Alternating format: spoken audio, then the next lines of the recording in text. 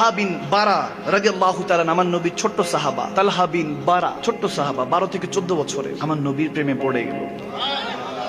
নবীর প্রেমে একদম এমন পড়েছে, মাত্র 12 থেকে 14 বছরের ছোট্ট বাচ্চা, কি বুঝে? নবীর পিছনে পিছনে ঘুরঘুর করে। আমার নবী দেখে, কিন্তু না দেখার ভান ধরে থাকে। দেখে যে দেখি যুবকটা আমাকে কতটুকু ভালোবাসে।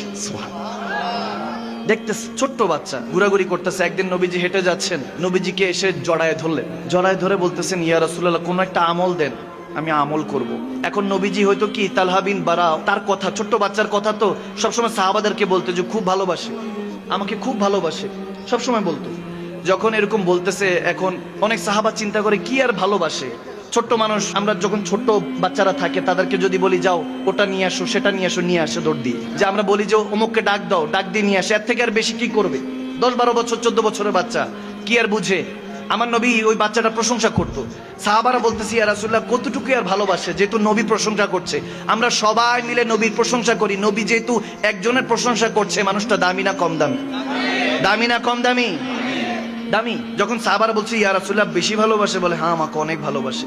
এখন সাহাবাদেরকে বুঝানোর জন্য আল্লাহ নবী বলতেছে, তোমরা দেখতে চাও কেমন ভালোবাসে? এখন তালহা বিন বারা রাদিয়াল্লাহু তাআলা আমার নবীকে জড়ায় ধরে বলছে, ইয়া রাসূলুল্লাহ কিছু আমল দেন, আমি আমল করব। একটু বাচ্চারা থাকে না, মর্জি করে, জড়ায় ধরে বলতেছে আমল দেন, আমল করব। নবী বলতেছে ঠিক আছে যাও, আমল দিলাম, তোমার বাবার গর্দান ফেলে আসো। যখন তালহা বিন বারা আমার নবী থেকে হুকুম শুনলেন, আমার নবী বলেন যাও বাবার গর্দান ফেলে আসো। শের খোদা আলী দাঁড়িয়েছিলেন, তেনার কাছে জুলফিকার ছিল। হাদিসে এসেছে যখন আমার নবীর হুকুম শুনলো, তালহা তাড়াতাড়ি দৌড়ায় গেল, বাবার গর্দান ফেলে দিবে, নবীকে ভালোবাসি যে বুঝাতে হবে। তারপর যাওয়ার সময় শের খোদা আলী তলোয়ার নিয়ে নিল ছিনিয়ে, যে যাইয়া বাবার গর্দান উঠিয়ে দিবে।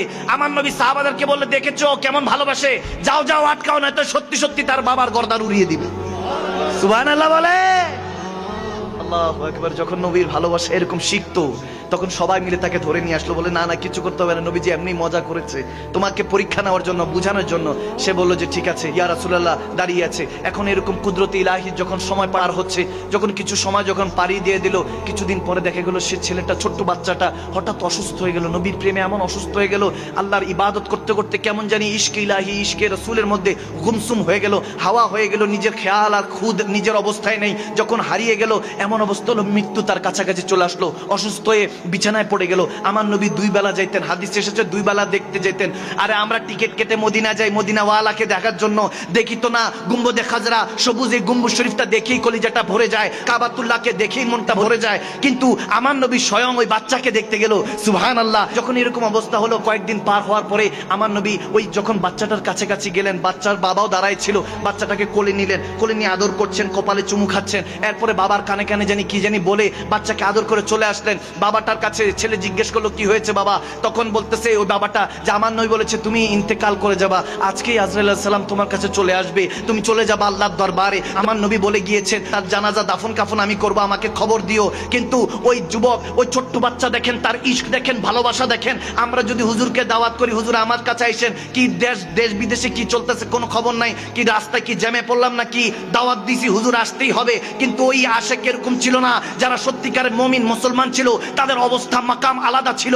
তারা বলতেছেন, ওই হাদিসের মধ্যে এসেছে, ওই বাচ্চা যখন ইন্তেকালের শেষ মুহূর্তে ওসিয়ত করে যাচ্ছে, বলে বাবা আমি ওসিয়ত করলাম, আমি মারা যাওয়ার সাথে সাথে নবীজিকে কোনো খবর দিবা না, সাথে তাকে আমাকে দাফন দিয়ে দিবা। সে বাবা বলতেছে, তোমার জানাজা পড়াবে আমার রাসূল, এর চেয়ে বড় ভাগ্যবান আর কি হতে পারে? দাফন কাফনের কথা স্বয়ং রাসূল নিজে বলে গিয়েছেন, তুমি বলতেছো এর আগেই দাফন করে দিতে, কেন? কি সব প্রবলেম কি? বলে না না, আমার নবী যখন তেনার হুজরা শরীফ থেকে ঘর থেকে আমার ঘরে আসবে, প্রতিমধ্যে অনেক ইহুদি নাসারাদের ঘর আছে, আমার নবীকে কষ্ট দিতে পারে।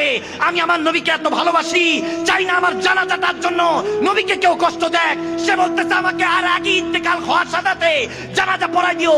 যখন তার ইন্তেকাল হলো, দাফন কাফন হয়ে গেল, জানাজা হয়ে গেল, মাটিতে পুঁতে ফেললো। এখন দেখেন আমার নবী এসেছে, খবর পেয়ে দৌড়া এসছে, এসে বলতেছে কি ব্যাপার? তোমাকে না বললাম তোমার সন্তান তালহা যখন, আমার কলিজার টুকরা তালহা যখন ইন্তেকাল করবে আমি নিজে আসবো।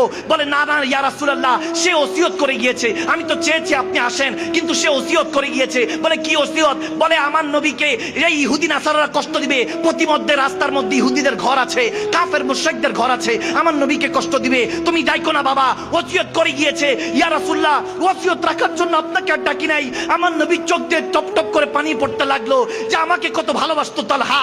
কবরে বললে কবরটা কোথায়? বলে ইয়া রাসূলুল্লাহ এই জায়গার মধ্যে। কবরের সামনে গিয়ে আমার নবী দোয়া করছেন, রাহমাতুল লিল আলামিনের দুইটা হাত রব্বুল আলামিনের দরবারে উঠলো, বলল আল্লাহ তোমার কাছে আমার তালহা এসেছে, তুমি তার সাথে যখন কথা বলবা তখন তার সাথে ভালোবেসে কথা বইলো, তার জন্য যখন সুপারিশ আমি নবী মুস্তাফা করছি, সে কত বড় ভাগ্যবান। রব্বুল আলামিনের কাছে রাহমাতুল লিল আলামিন নবী দোয়া করছেন সেই সাহাবার জন্য। যুবক, তখন তো এই ভালোবাসার মধ্যে আল্লাহ বরকত দেন। আমি বলি হ্যাঁ, उसने कहा था इश्क एक ढंग है, इश्क एक तमाशा है, मैंने कहा तुझे इश्क हो खुदा करे, फिर कोई तुझे उससे जुदा करे, फिर तू गली गली फिरा करे, तू उसी की तस्बीह पढ़ा करे, फिर उसी का नाम जपा करे, बस उसी का नाम जपा करे, फिर तू उसी का नाम जपा करे, फिर मैं कहूं कि इश्क एक ढंग है और तू नहीं नहीं कहा करे। আর ইশক তো এখনো হয় নাই। মদিনাওয়ালার প্রেমে যদি পড়ে দেখেন, তালহার মতো আপনার অন্তরের মধ্যে শান্তি দিয়ে দিবে রব্বুল আলামিন। আপনি এখনো সেই মদিনাওয়ালার প্রেমে পড়েন নাই। বান্দা, যদি আপনি সেই মদিনাওয়ালার প্রেমে পড়ে যান, তখন আপনিও বলবেন নবী না হয়ে এই দুনিয়ায় না হয়েছি ফেরেশতা খোদার, হয়েছি গো নবী উম্মত আপনার, তার তরে শুকুর হাজার বার। সুবহানাল্লাহ। আল্লাহ